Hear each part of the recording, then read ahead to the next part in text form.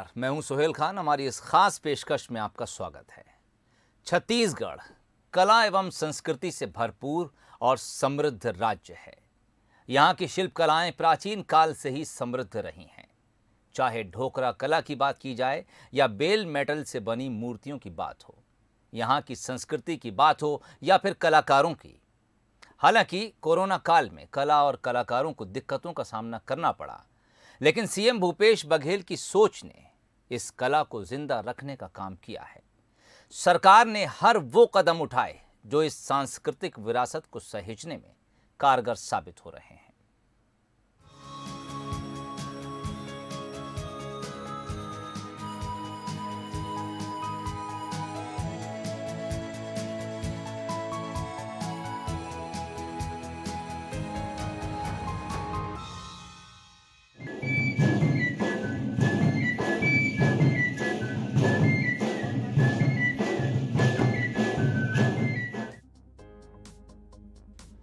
छत्तीसगढ़ जितना खूबसूरत है उतना ही यहाँ की कला और संस्कृति समृद्ध है। मेकल, सिहावा और रामगिरी पर्वत श्रृंखलाओं से घिरे और कई विशाल नदियों से घिरे छत्तीसगढ़ की एक अपनी प्राचीन सांस्कृतिक विरासत है, जिसकी शुरुआत पाषाण युग में हुई थी। 6ठी सदी से लेकर 12वीं सदी के मध्य तक सर्व पूर्णिमा, सोमवंशी, पांडुवंशी, कलचुरी और नागवंशी शासकों का इस क्षेत्र पर आधिपत्य रहा है। छत्तीसगढ़ भौगोलिक दृष्टि से समृद्ध शिल्प कला, सांस्कृतिक विरासत एवं प्राकृतिक विविधता को समेटे हुए है। छत्तीसगढ़ अपनी समृद्ध संस्कृति के दर्शन कराते हुए अपने यहाँ अनेक संभावनाएं समेटे हुए है। छत्तीसगढ़ की शिल्प कला का राज्य के राजस्व में भी खासा योगदान है। इसके अलावा अपने कारीगरों के कौशल के जरिए पूरी दुनिया में प्रसिद्ध है। लकड़ी पर नक्काशी का कार्य, बांस की बनी वस्तुएं या फर्नीचर, कांस्य धातु से बने शिल्प, मृदु भांड की मूर्तियां, जनजाति लोगों के आभूषण, पेंटिंग और मिट्टी से बनी वस्तुएं छत्तीसगढ़ की कला को समृद्ध बनाती हैं। और छत्तीसगढ़ की भूपेश बघेल सरकार इस कला और संस्कृति को बढ़ावा देने और इसे सहेजने के लिए हर मुमकिन कदम उठा रही है, जिसके नतीजे भी धरातल पर दिखने लगे हैं। हमारी सरकार आने के बाद शिल्प नगरी का निर्माण हुआ है, जो एक कोंडागांव की बहुत बड़ी पहचान है। अगर आज कोंडागांव को जाना जाता है, पहचाना जाता है, तो शिल्प नगरी के नाम से पूरा देश ही नहीं विश्व में पहचाना जाता है। आज जितने भी बड़े बड़े कार्यालयों में, बड़े बड़े वीआईपी बंगलों में अगर सजावट होती है तो बेल मेटल, लोह शिल्प से लेकर अन्य उत्पादित कोंडागांव से निर्मित वस्तुओं से होता है। तो कहीं ना कहीं उसका एक हम कह सकते हैं कि उस पहचान को और गति देने के लिए उसके मार्केटिंग की व्यवस्था शासन प्रशासन कर रही है। तो आज कोंडागांव का नाम भी एक अलग है, हर स्तर पे कोंडागांव की पहचान अलग स्तर पे बन रही है। शिल्प नगरी जो एक कॉन्सेप्ट है और एक इंफ्रास्ट्रक्चर जो बनाया गया है, इसके पीछे उद्देश्य ये था कि हमारे जो आर्टिजन्स हैं, जो शिल्पकार हैं, उनमें से कोरोना के जब महामारी आई थी तो उनका जो आय का मुख्य साधन होता है वो प्रदर्शनी होती है जो देश विदेश में लगाते हैं, वो सब पूरी बंद हो गई थी। तो ये देखा गया था कि कई कलाकार के सामने जीवन निर्वाह का भी संकट खड़ा हो गया था। कई लोग थे जो रोज़गार गारंटी में काम करना स्टार्ट कर दिया था। तो उन्हीं की जो समस्याओं को दूर करने के लिए शिल्प नगरी का काम को पूरा किया गया है। इसमें हॉस्टल्स हैं, ट्रेनिंग सेंटर है, फिनिशिंग लैब है। अभी वर्तमान में लगभग 50 लाख रुपए की लागत से बहुत ही मॉडर्न मशीन्स फिनिशिंग लैब में अभी हम लगा रहे हैं, क्योंकि अभी तक केवल हाथ से काम हो रहा था। तो मनीषो जो मशीन है उनसे बेटर फिनिशिंग उनको मिल पाएगी। साथ में नई डिज़ाइंस हम लगातार लॉन्च कर रहे हैं। अभी 2-3 सप्ताह पहले हम लोगों ने 65 नई डिज़ाइन लॉन्च की है, क्योंकि एक आलोचना हमेशा से रहती आई है कि जो ये पुरानी जो आर्ट्स हैं, ट्रेडिशनल आर्ट्स हैं, इनमें एक ही तरह के डिज़ाइंस पे काम हो रहा है। तो 65 नई डिज़ाइंस जिसमें राखी भी थी, जिसमें ज्वेलरी थी, ज्वेलरी की लगभग 45 डिज़ाइन हमें लॉन्च किए हैं। और ऑफिस के आइटम्स हैं, हाउस होल्ड आइटम्स हैं।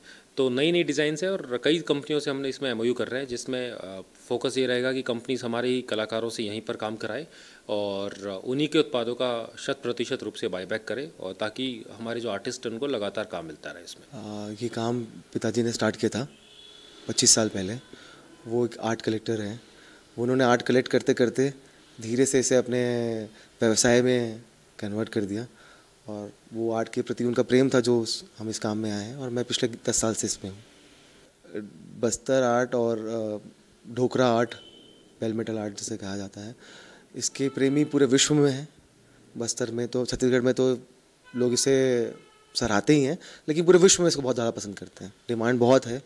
इनफैक्ट बनाने वालों की कमी होती जा रही है धीरे धीरे, पसंद करने वाले बहुत ज़्यादा हैं। छत्तीसगढ़ के बस्तर जिले की ढोकरा कला भी इन्हीं कलाओं में से एक है। इस कला का दूसरा नाम घड़वा कला भी है। इस कला में तांबा, जस्ता और रांगा यानी कि टीन आदि धातुओं के मिश्रण की ढलाई करके मूर्तियां, बर्तन और रोजमर्रा के सामान बनाए जाते हैं। ढोकरा की हर एक कला में एक कहानी छिपी हुई होती है। यहाँ के कलाकार प्रकृति से अपना इंस्पिरेशन लेते हैं। ये अपनी कला से कहानी बुनते हैं। चाहे कितनी भी छोटी चीज हो, उसमें कहानी उकेरी हुई होती है। ये आर्ट फॉर्म काफी मुश्किल भी है। ढोकरा आर्ट विश्व के कुछ सबसे पुराने आर्ट फॉर्म में से एक है। छत्तीसगढ़ में भी सभी लोगों को इस कला की जानकारी नहीं है। इस शिल्प का काम बस्तर में किया जाता है। इसकी शुरुआत 4000 साल पहले की गई थी। इतिहासकारों के मुताबिक ढोकरा आर्ट हड़प्पा और मोहनजोदड़ो सभ्यता से भी पाए गए थे। इस आर्ट को बनाने के 2 तरीके हैं। पहला है मेटल कास्टिंग और दूसरा है लॉस्ट वैक्स कास्टिंग। इसको बनाने के लिए उस आकृति की सबसे पहले मिट्टी का ढांचा तैयार किया जाता है। उसके ऊपर भी बी वैक्स का डिजाइन बनाया जाता है। उसके ऊपर फिर से मिट्टी की परत चढ़ाई जाती है और इसके बाद इस आकृति को धूप में सुखा दिया जाता है। सूखने के बाद आग में इसे तपाया जाता है। आग में तपने से बी वैक्स पिघल जाता है और एक आकृति उभर कर सामने आती है। बस्तर की हर कलाकृति अपने आप में कहानी समेटे हुए है। ढोकरा आर्ट देखने में जितना सुंदर और अद्वितीय है, उतना ही मुश्किल काम इसको बनाने का है। ढोकरा आर्ट को पूरा बनाने में कलाकार को 6 से 8 महीने तक का वक्त लग जाता है। इस आर्ट की अनोखी बात यह है कि हर एक पीस बिना कोई जोड़ के एक ही पीस में बनाया जाता है। ढोकरा आर्ट बनाने की जो कला पुराने समय से चली आ रही है, वही विधि आज भी उपयोग में लाई जाती है। विश्व प्रसिद्ध ढोकरा शिल्प कला का उद्भव कोंडागांव में हुआ। समय के साथ कला और कलाकार दोनों गुमनामी के अंधेरे में जा रहे थे। रही कसर कोरोना ने निकाल दी। कोरोना काल में शिल्पकर्मियों की आय पूरी तरह से खत्म हो गई थी। प्रदर्शनी के जरिए होने वाली आय का रास्ता बंद हो गया था। शिल्पकारों का मोहभंग होने लगा था, जिसके लिए छत्तीसगढ़ सरकार ने अनूठी पहल की।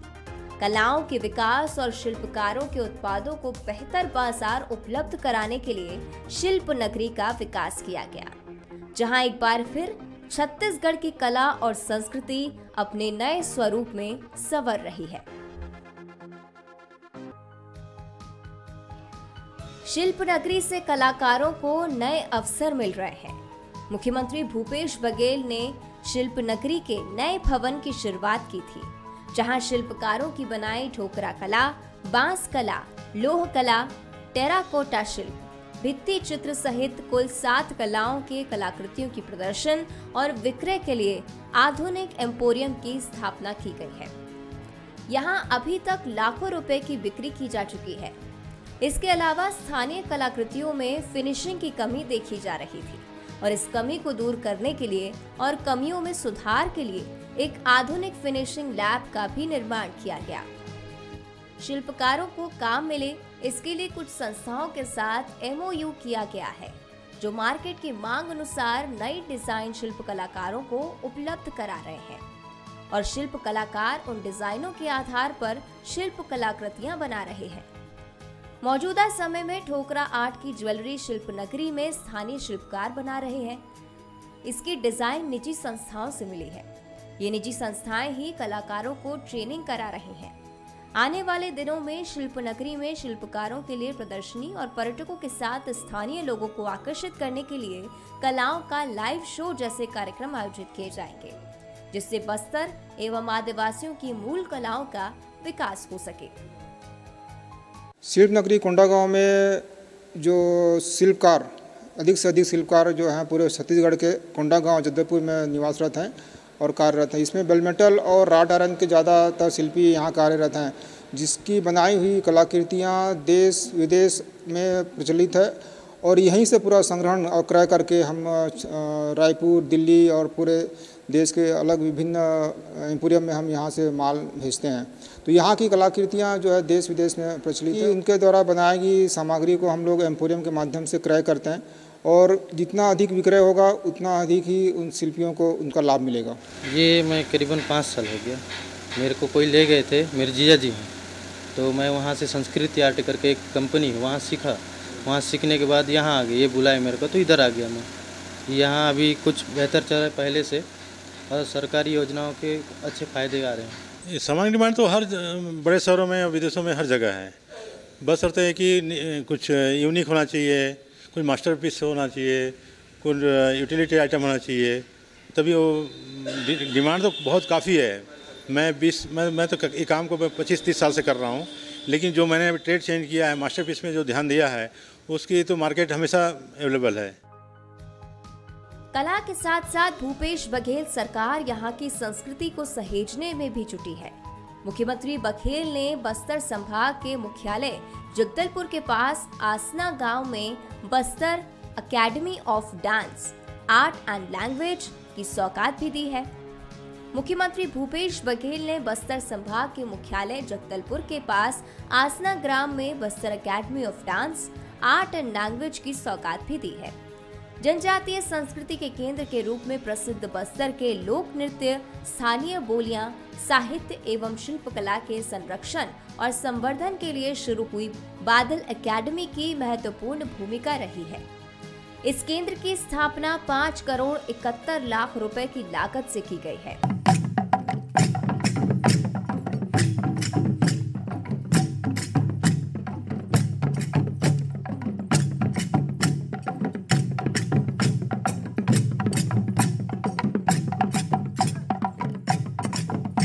बादल एकेडमी के जरिए बस्तर की विभिन्न जनजातीय संस्कृतियों को एक पीढ़ी से दूसरी पीढ़ी तक पहुंचाना, बाकी देश दुनिया को इनसे रूबरू कराना है। यहीं पर कर्मचारी अधिकारियों को स्थानीय बोली भाषा का प्रशिक्षण देने का काम भी किया जा रहा है। मुख्यमंत्री का मानना है कि बस्तर की गौरवशाली संस्कृति की गूंज हिंदुस्तान ही नहीं, देश और दुनिया में सुनाई देती है और बादल एकेडमी के जरिए बस्तर की संस्कृति को नई पहचान मिलेगी। जितने आदिवासी समाज बस्तर में हैं, बस्तर संभाग में है, सभी का माननीय मुख्यमंत्री महोदय से निवेदन था कि बेहतर ढंग से आदिवासी समाज की जो कलाकार हैं, संस्कृति है, उसको प्रदर्शन करने के लिए मौका देना चाहिए। माननीय मुख्यमंत्री महोदय का जैसा आदेश हमको प्राप्त हुआ, उस तहत हमने बादल बनाया, Bastar academy of dance, art and literature. एक बहुत बड़ी यूनिक संस्थान है जिसके अंदर सभी आर्टिस्ट को एक प्लेटफॉर्म मिल रहा है। एक रिकॉर्डिंग स्टूडियो भी है वहाँ पर, जिसमें वो अपनी जो कला है उसको रिकॉर्ड कर सकें और दुनिया तक पहुँचा सकें, और बेहतर ढंग से लोगों को अपॉर्चुनिटीज़ हम लोग अलग अलग माध्यम से अभी प्रोवाइड कर रहे हैं। बीच पहले तो मैं ये कहना चाहूँगा कि क्या नहीं था पहले, ऐसी कोई इंस्टीट्यूट, बादल जो संस्था है, एक ऐसी इंस्टीट्यूट जहाँ पे लैंग्वेज, डांस और कल्चर के बारे में अलग अलग चीज़ें समझाई जाती, पढ़ाई जाती है। लोगों को अपॉर्चुनिटी मिलती है कि यहाँ पे आएँ, अपने वर्कशॉप्स कंडक्ट करें और यहाँ आके खुद रह के बाहर के लोग और यहाँ के खुद के लोग अपनी संस्कृति से रूबरू हो सकते हैं, कला से रूबरू हो सकते हैं। इस चीज़ के लिए बादल ऐसी संस्था अभी तक का पूरे छत्तीसगढ़ में हमने नहीं देखा कि कहीं पे है, और एक ये इनिशिएटिव जिला प्रशासन के एक सराहनीय कदम उठाया गया कि एक ऐसी इंस्टीट्यूट की रचना करना जहाँ पे कला और संस्कृति को की जानकारी लोगों तक का उपलब्ध हो, पर्यटकों तक का उपलब्ध हो। एक बड़ा यूनिक चीज़ हुआ है।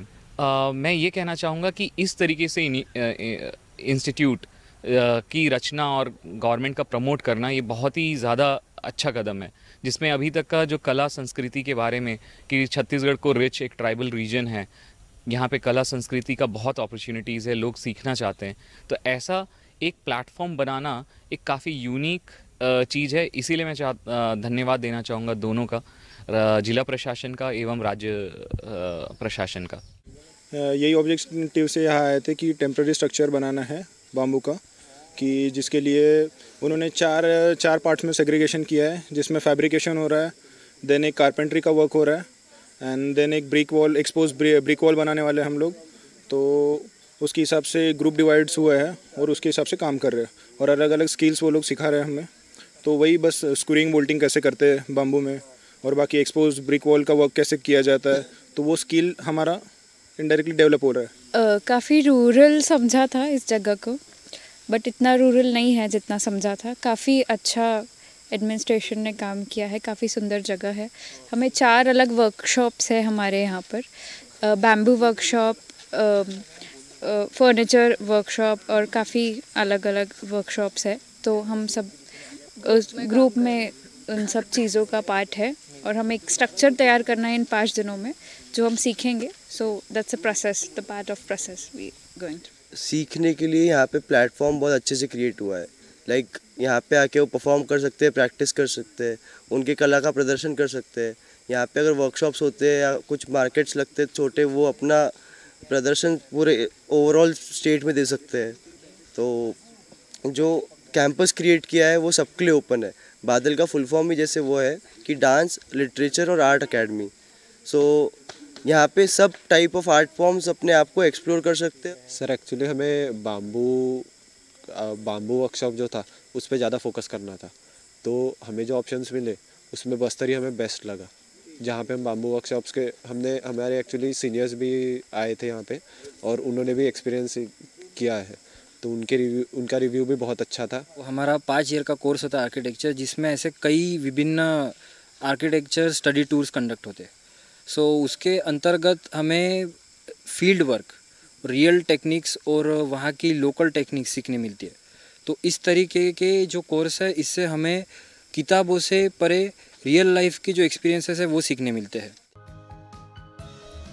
इस अकादमी में प्रमुख रूप से बस्तर की शिल्प कलाओं में काष्ठ कला, धातु कला, बांस कला, जूट कला, तुम्बा कला आदि का प्रदर्शन और निर्माण करने की कला सिखाई जा रही है। इसके अलावा लोकगीत एवं लोक नृत्य प्रभाग, लोक साहित्य प्रभाग, भाषा प्रभाग और बस्तर शिल्प कला प्रभाग है। लोकगीत एवं लोक नृत्य प्रभाग के तहत बस्तर के सभी लोकगीत, लोक नृत्य गीत का संकलन, फिल्मांकन और प्रदर्शन का नई पीढ़ी को प्रशिक्षण दिया जा रहा है।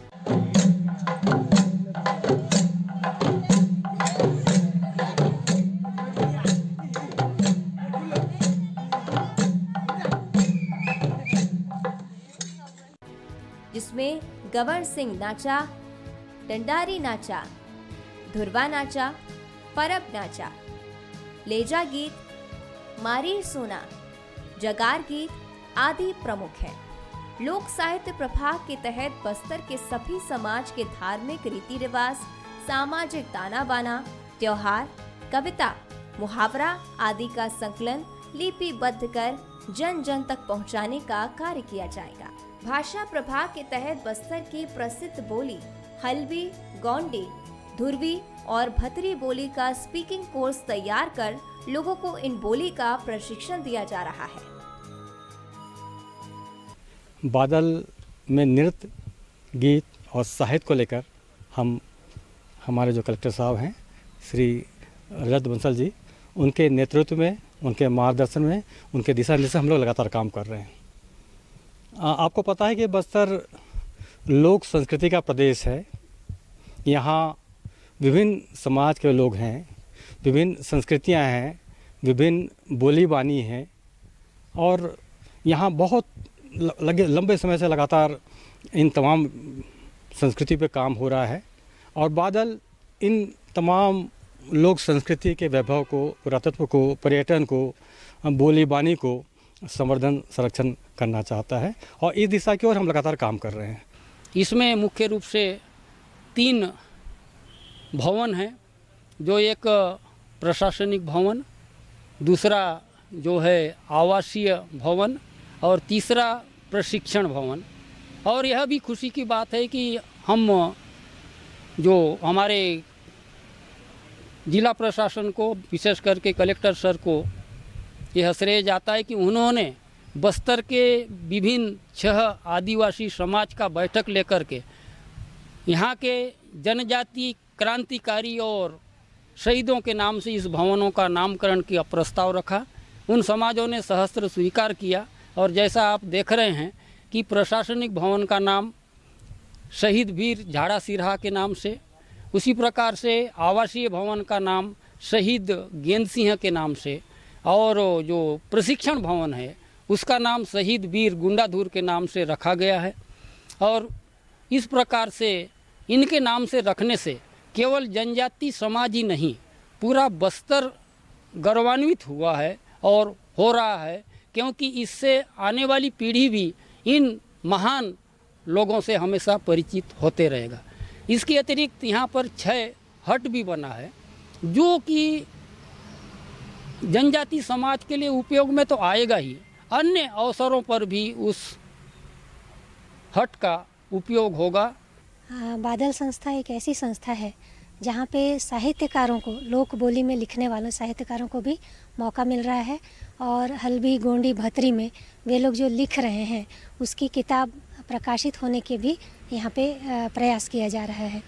और जो लोक भाषा में लिखते हैं, चाहे हल्बी हो, गोंडी हो, भतरी हो, ध्रुवी हो, ऐसे लेखकों को बहुत अच्छा एक मंच यहाँ पर मिलने वाला है, जिसमें उनकी सभी रचनाओं को प्रकाशित भी किया जाएगा और साथ ही उनके भाषा के माध्यम से लोक संस्कृति और लोक साहित्य का प्रचार प्रसार भी बहुत, उसके प्रचार प्रसार के बहुत सारे द्वार खुलने वाले हैं यहाँ। धीरे धीरे बस्तर के जो कला संस्कृति ये सब चीज़ का संरक्षण संवर्धन तो हो ही रहा है, साथ ही साथ बस्तर अंचल में जितने भी लोकगीत हैं, लोक नृत्य हैं, जो धीरे धीरे लुप्त प्राय होते जा रहे हैं। और इस आधुनिकता के दौर में प्राय अब आज के जो यूथ हैं, आज के जो युवा वर्ग हैं, इन बस्तर के लोकगीतों के बारे में भूलते जा रहे हैं। तो मेरा प्रमुख दायित्व ये है कि बस्तर के जितने भी लोकगीत हों, चाहे हल्बी हो, धुरवी हो, गोंडी हो, भतरी हो, उन लुप्त हो रही लोकगीतों को, लोक नृत्यों को संरक्षण दूं, उनका अभिलेखीकरण करूं और उसको आवाज़ के रूप में या विजुअल के रूप में यहाँ पर एकत्रित करूं, ये मेरा दायित्व है। और हल्बी और भतरी लोकगीतों को मैंने लगभग 80% इसका अभिलेखीकरण पूर्ण हो चुका है। अभी गोंडी और धुरवी लोकगीतों के ऊपर मतलब अभी काम चल रहा है, वो भी बहुत जल्दी उसका भी संकलन पूरा हो जाएगा। छत्तीसगढ़ की संस्कृति, शिल्पकला और कलाकारों को भूपेश सरकार ने अपनी अहम संपत्ति माना है और इस अद्भुत संपत्ति को बचाने के लिए राज्य सरकार लगातार प्रयास कर रही है। इसका मुख्य उद्देश्य न सिर्फ प्राचीन समृद्ध शिल्पकला और कलाकारों को बचाना है, बल्कि इन कलाकारों की आर्थिक स्थिति बेहतर करना भी है। साथ ही इनकी कला को अगली पीढ़ी और देश दुनिया तक पहुंचाने की भी मंशा सरकार की है।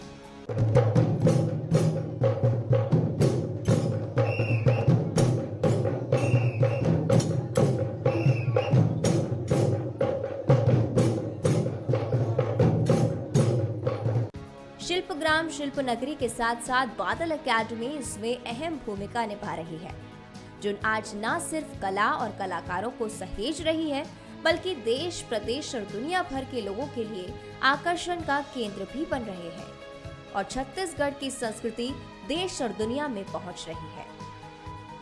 ब्यूरो रिपोर्ट के साथ अभिषेक शुक्ल, बंसल न्यूज, कोंडागांव।